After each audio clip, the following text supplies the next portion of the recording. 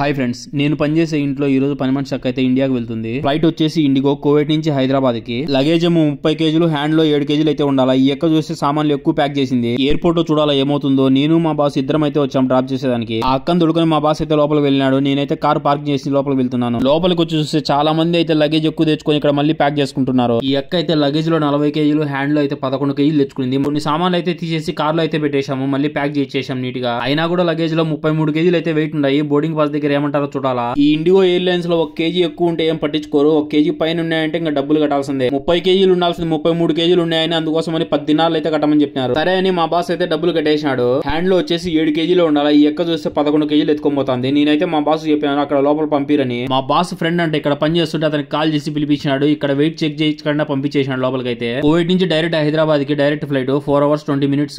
అక్క అయితే మళ్ళీ రిటర్న్ కువైట్ కి వస్తాదంట. 1 నెల గానీ 2 నెలలు గానీ ఉండేసి వస్తుందంట. ఇంకా నేను ఉంటా బాయ్. సబ్స్క్రైబ్ చేసుకో.